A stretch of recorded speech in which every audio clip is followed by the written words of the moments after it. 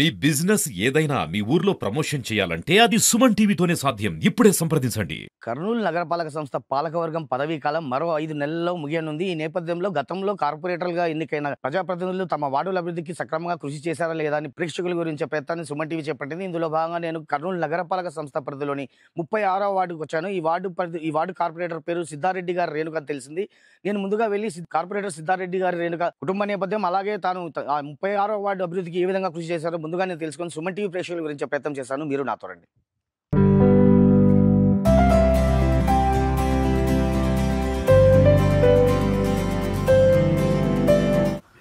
Welcome to Suman TV. నేను మీ నందకిషోర్. ప్రస్తుతం మనతో కర్నూలు నగరపాలక సంస్థ 36వ వార్డు కార్పొరేటర్ సిద్ధారెడ్డి గారు రేణుకున్నారు. తనతో మాట్లాడే ప్రయత్నం చేద్దాం. మేడం నమస్తే అండి. నమస్తే మేడం, ఎలా ఉన్నారండి? బాగున్నామండి. మీరు ఎలా ఉన్నారు? బాగున్నాను, థ్యాంక్ యూ. మేడం, ముందుగా మీ కుటుంబ నేపథ్యం ఏంటంటే, అంటే మీ నాన్నగారు కావచ్చు, మీ తాతగారు కావచ్చు, ఏం చేసేవారంటే ఆర్థికంగా స్థితిమంతులా లేకపోతే మిడిల్ క్లాసా? మా మా నాన్నగారు ఒక ఆర్టీసీ ఎంప్లాయ్ అండి. తర్వాత నాకు మ్యారేజ్ అయిన తర్వాత మా హస్బెండ్ అప్పటికే అంటే కొంచెం పాలిటిక్స్ మీద ఇంట్రెస్ట్తో ఉన్నారు. అప్పటికి మా హస్బెండ్ వాళ్ళ తాతగారు 82లో అనుకుంటాండి. అప్పుడు సర్పంచ్గా ఉండేవాళ్ళు పెద్దపాడు గ్రామానికి. తర్వాత ఆయనని చంపడం జరిగింది జిల్లా పరిషత్లో. ఎందుకంటే ఆయన చేసిన మంచి పనులు అనుకోండి, ఆయన అంటే కొంతమందికి నచ్చాక అప్పుడు అలా జరిగింది. తర్వాత మా ఆయన చిన్నగా పాలిటిక్స్ మీద ఇంట్రెస్ట్తో ఆయన రావడం జరిగింది. తర్వాత 2013లో ఆయన ఈ పెద్దపాడు గ్రామానికి సర్పంచ్ కావడం జరిగింది. తర్వాత ఆయన పదవీ కాలం పూర్తయిపోయిన తర్వాత ఈ పెద్దపాడు గ్రామము మున్సిపల్ కార్పొరేషన్లో విలీనం చేయడం జరిగింది. తర్వాత 21 ఎలక్షన్స్లో అప్పుడు మహిళకి అవకాశం వస్తే నేను పోటీ చేయడం జరిగింది. తర్వాత కార్పొరేటర్గా గెలిచడం జరిగింది. సుమారుగా 3600 మెజారిటీతో మేము గెలిచడం జరిగింది. తర్వాత డిప్యూటీ మేయర్ అయ్యానండి. ఓకే మేడం, అంటే ఇప్పుడు మీ తాతగారిని హత్య చేశారంటారు, అంటే ఈ ఫ్యాక్షన్ తాలూకు వెతలన్నవి మీరు స్వయాన అనుభవించిన పరిస్థితి? లేదండి, అప్పుడు నేను తాతగారు అంటే ఎప్పుడో చనిపోయారు, నేను రాకముందు ఆయన లేరు. కాబట్టి అప్పుడు నేపథ్యం ఒక జస్ట్ తెలుసు, కానీ అప్పుడు పరిస్థితులు ఏంటో నాకు పెద్ద పూర్తిగా తెలియదు. ఓకే అండి, మీకున్న విద్యార్హతలు ఏంటంటే, అంటే మీరు ఎంత దాకా చదివారు, ఎక్కడెక్కడ చదివారండి? నేనంతా నా విద్యాభ్యాసం అంతా కర్నూలు అండి. స్కూలింగ్ కాలేజ్ కేవీఆర్ కాలేజ్లో చదవడం జరిగింది. స్కూలింగ్ అంతా కేఎన్ఆర్ సెంట్రల్ స్కూల్ గాంధీనగర్లో ఉండేది. ఆ స్కూల్లో అక్కడ చదవడం జరిగింది. మీరు చిన్నతనం అంటే ప్రతి ఒక్కరికి కూడా నేను పలానా కావాలా, ఇంజనీర్ కావాలా, డాక్టర్ కావాలని ఒక గోల్ అంటూ ప్రతి ఒక్కరికి ఉంటుందండి. అలా మీరు చిన్నప్పుడు ఏమనుకున్నారండి? నేను చిన్నప్పుడు అంటే ఇంజనీరింగ్ చేయాలని అనుకున్నాను. కాకపోతే అప్పుడు ఆర్థిక పరిస్థితుల వల్ల కుదరలేదు. డిగ్రీ చేశాను. డిగ్రీ అయ్యాక నాకు మ్యారేజ్ అయింది. అంటే మీ కుటుంబం తరపున రాజకీయాలతో ప్రత్యక్షంగా సంబంధం అయితే లేదు? లేదు. కానీ మీ భర్త గారి నుంచి మీకు రాజకీయాల పట్ల ఆసక్తి అనేది ఏర్పడిందండి? ఆసక్తి అంటే మహిళలకు ఆ రోజు జగన్మోహన్ రెడ్డి గారు 50% పైగా ఆయన మహిళలకు రిజర్వేషన్ కల్పించడం జరిగింది. దాంట్లో భాగంగా మహిళలకు అవకాశం వచ్చింది కాబట్టి నేను పాలిటిక్స్లో రావడం జరిగింది. లేకుంటే వచ్చేదాన్ని కాదేమో.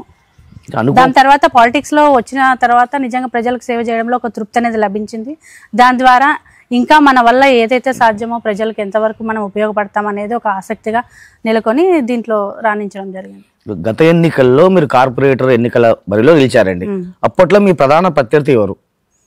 అప్పుడు ప్రధాన ప్రత్యర్థి అంటే ఎవరు లేరు, కానీ తెలుగుదేశం కానివ్వండి అంతా ఒక బీఎస్పీ క్యాండిడేట్ని బలపరచడం జరిగింది. వాళ్ళు ప్రత్యక్షంగా పోటీకి దిగలేదు, కానీ బీఎస్పీ అభ్యర్థిని ఊరికే నామకే వాస్తేగా ఆమెను బలపరచడం జరిగింది అంతే. లాస్ట్ ఎలక్షన్స్ లో మీకు ఎన్ని ఓట్ల మెజారిటీ వచ్చింది? 3600 ఓట్ల మెజారిటీ వచ్చింది. అంటే అంత భారీ మెజారిటీ వస్తుందని మీరు ఎక్స్పెక్ట్ చేశారా? చేసాం. ఎందుకంటే ప్రజల్లో ఉంది. ఎందుకంటే అంతకుముందు సర్పంచ్గా ఉన్నప్పుడు ఆయన ఈ ఊరికి చాలా చేశారు. అండర్ గ్రౌండ్ డ్రైనేజ్ సిస్టమ్ ఈ ఊరికి తీసుకొచ్చినారు. ఎక్కడ అండర్ గ్రౌండ్ డ్రైనేజ్ లేదు. కేవలం ఆయన ఇంట్రెస్ట్తో పెద్దపాటికి అండర్ గ్రౌండ్ డ్రైనేజ్ సిస్టమ్ చేస్తే ఎప్పటికైనా బాగుంటుంది అని రిస్క్ తీసుకొని ఆయన చేయడం జరిగింది. దాంట్లో అంటే అండర్ గ్రౌండ్ డ్రైనేజ్ సిస్టమ్ చేయడానికి ఎవరు ముందుకు రారు కాంట్రాక్టర్స్, కానీ ఆయన ఓన్ రిస్క్తో చేశారు. అది సక్సెస్ అయ్యింది. కాబట్టి ఆయనకు ప్రజాదరణ అనేది బాగా పెరిగింది. ప్రజలకంటే ఎప్పుడు ఏ టైంలో పిలిచినా కూడా ఆయన ఫోన్ ఎత్తేవారు. ఏ నిమిషంలో అంటే వాళ్ళకి ఏదైనా సమస్య వచ్చినా ఏదైనా ఆయన ప్రతి నిమిషం ఫోన్ చేస్తే ఎత్తేవారండి. అంటే ఓ విధంగా చెప్పాలంటే మీ భర్తకున్న ఇమేజ్ మీ విజయానికి దోహదపడిందని చెప్పొచ్చా? కరెక్ట్. ఎందుకంటే నేను అప్పుడే ఎంటర్ అయ్యాను. అంతకుముందు ఆయన చేసినదే నా విజయానికి ఖచ్చితంగా దోహదపడింది. ఓకే అండి, మీరు 36వ వార్డు కార్పొరేటర్గా మీ వార్డు సమస్యల పరిష్కారానికి మీరు ఎలాంటి అభివృద్ధి పనులు చేశారండి? మేము ఈ వార్డుకి కార్పొరేటర్గా గెలిచిన తర్వాత ఈ వార్డుకి సుమారుగా ఒక 10 కోట్ల అభివృద్ధి పనులు చేయడం జరిగింది. మెయిన్ రాజీవ్ గృహకల్ప అంటే నిజంగా ఎలక్షన్స్ ముందు మేము క్యాంపెయినింగ్కి వెళ్ళినప్పుడు ఎంత దారుణంగా ఉన్నాయంటే రోడ్లు, ప్రజలు వర్షం వస్తే బయటికి రాని పరిస్థితి.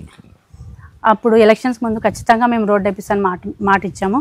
సుమారు 2.5 కోట్లతో అక్కడ రోడ్స్ అన్నీ వేయడం జరిగింది.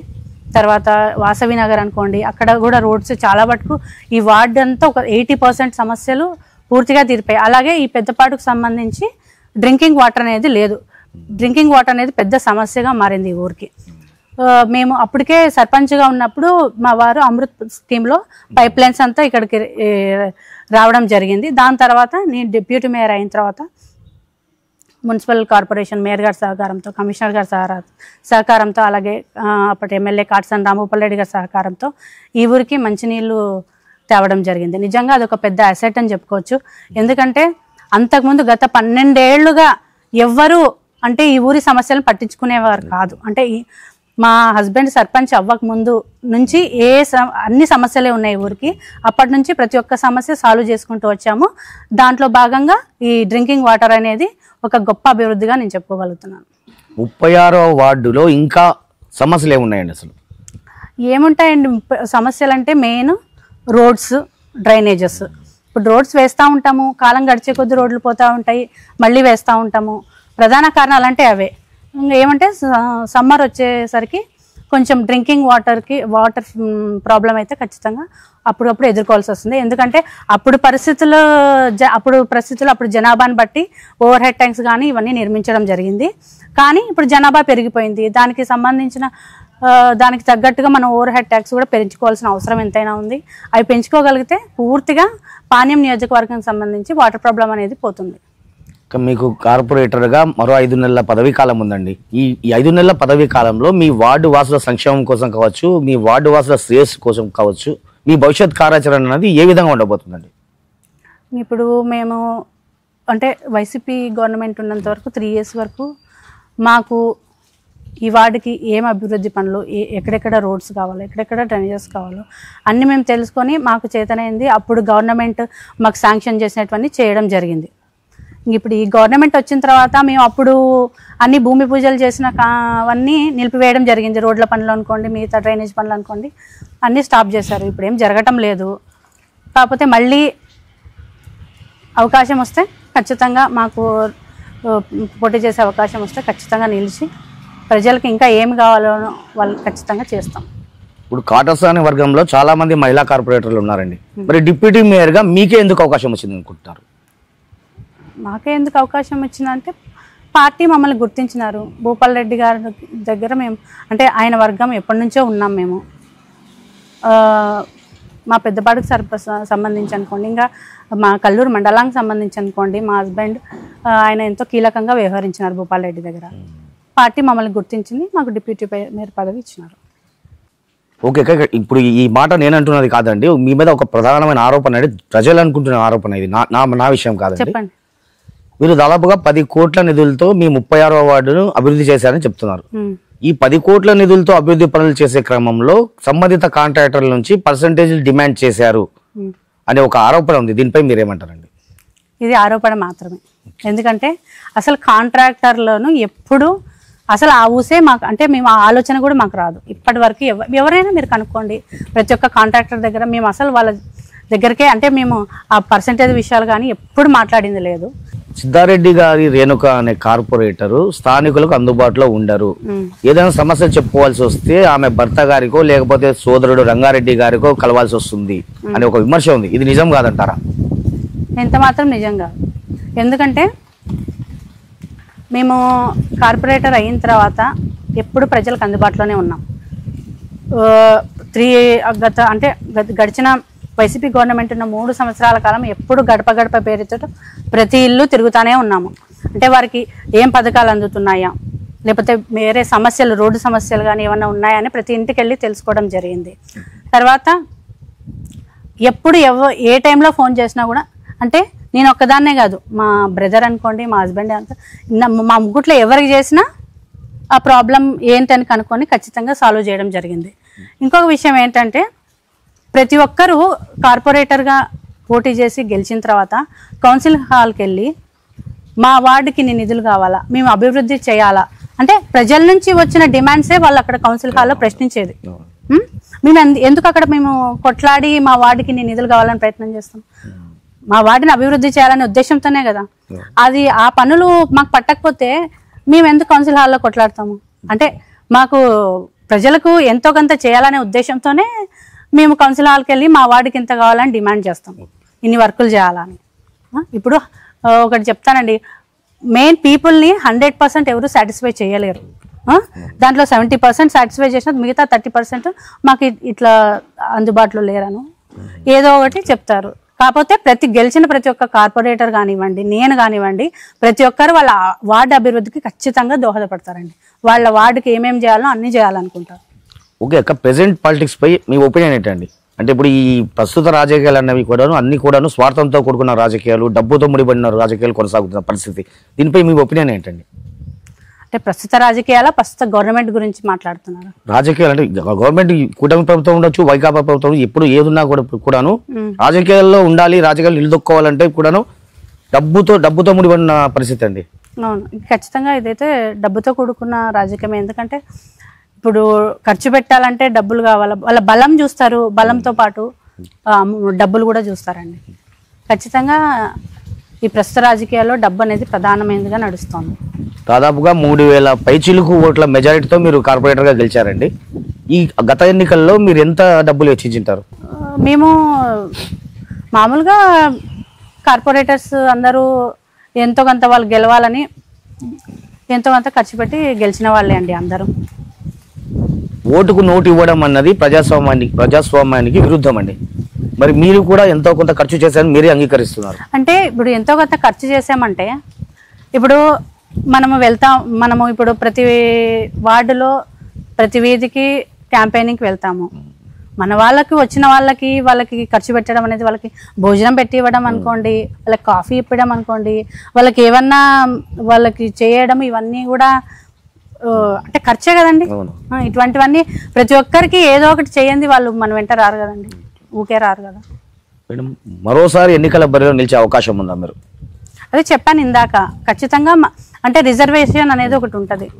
ఈ వార్డుకి ఎట్లా నిర్ణయిస్తే మాకు అవకాశం వచ్చిందంటే ఖచ్చితంగా పోటీ చేస్తాం. ఒకవైపు గృహిణిగా ఉంటూ మరోవైపు రాజకీయ నాయకురాలుగా కొనసాగుతున్నారండి. ఈ రెండింటిని మీరు ఏ విధంగా బ్యాలెన్స్ చేసుకోగలుగుతున్నారు? అంటే ఇవి రెండింటిని బ్యాలెన్స్ చేసుకోవడానికి కారణం మా కుటుంబం. మా కుటుంబంలో ప్రతి ఒక్కరూ దీనికి సహకరిస్తారు. మా హస్బెండ్ అనుకునివ్వండి, మా కుటుంబ సభ్యులు, మా అత్తగారు, మా మామగారు అవనివ్వండి, వీళ్ళు ప్రతి ఒక్కరూ నాకు సహకరిస్తున్నారు కాబట్టి నేను రెండు బ్యాలెన్స్ చేసుకోగలుగుతున్నాను. ఓకే అండి, థ్యాంక్ యూ, నమస్తే అండి. కర్నూలు నగరపాలక సంస్థ పరిధిలోని 36వ వార్డును అన్ని విధాలుగా అభివృద్ధి చేసినట్టుగా స్థానిక కార్పొరేటర్ సిద్ధారెడ్డి గారు రేణుక చెప్తున్నారు. అయితే ఆమె చెబుతున్న దాంట్లో వాస్తవం ఎంతో స్థానికులను అడిగి తెలుసుకునే ప్రయత్నం చేద్దాం.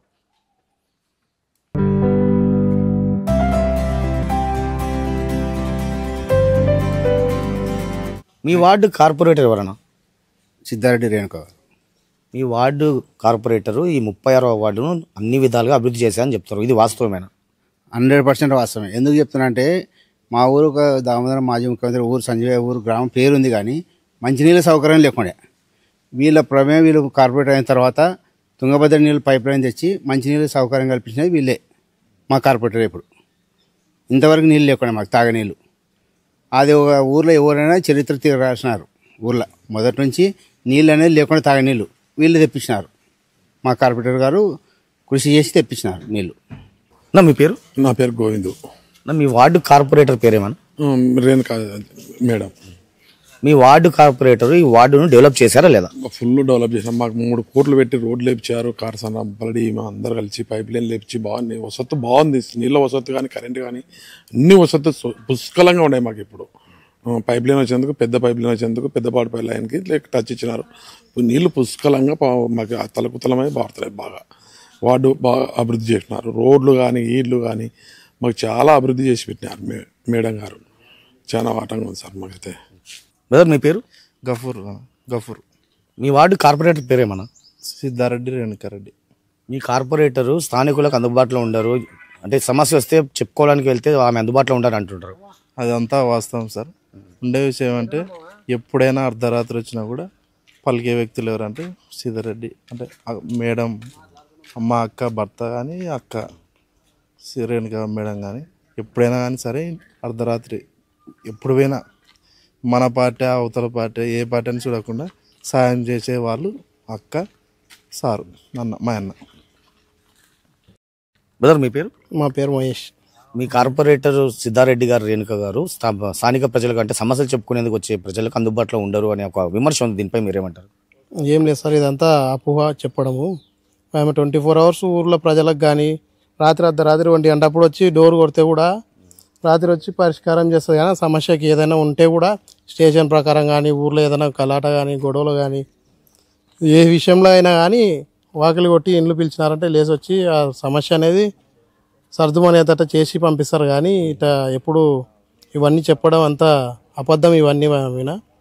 మా ఊరికి కూడా వాళ్ళ కుటుంబం ఎప్పటి నుంచో సీతారెడ్డి గారు కూడా ఈ ఊరికి సర్పంచ్ చేసినారు కదా, అప్పటి నుంచి ఆయన ఎప్పుడైతే స్టార్ట్ చేసినాడో రాయకం అప్పటి నుంచి రోడ్లు కానీ ఊర్లో కాలువలు అండర్ డ్రైనేజ్ కానీ ఇవన్నీ చాలా నీట్గా ఉన్నాయి. ఊర్లో ఏ గొడవలు లేవు, ప్రశాంతమైన రాజకీయం. అవతల పార్టీ కానీ యువతల పార్టీ కానీ ఏ పార్టీ వాళ్ళు ఇటుకు వచ్చినా పనులు చేపించుకొని వెళ్ళిపోతారు. కర్నూలు నగరపాలక సంస్థ పరిధిలోని 36వ వార్డును అన్ని విధాలుగా అభివృద్ధి చేసినట్టుగా స్థానిక కార్పొరేటర్ సిద్ధారెడ్డి గారు రేణుక చెప్తున్నారు. మరోసారి అవకాశం వస్తే ప్రత్యక్ష ఎన్నికల బరిలో నిలిచి కార్పొరేటర్గా ఖచ్చితంగా గెలిచి తీరుతానని ధీమా ఆమె వ్యక్తం చేస్తున్నారు. ఇది ఇక్కడ తాజా పరిస్థితి. కెమెరా పర్సన్ నాగబాబుతో నందకిషోర్, సుమన్ టీవీ, పెద్దపాడు గ్రామం నుంచి కర్నూలు ఉమ్మడి జిల్లాలో.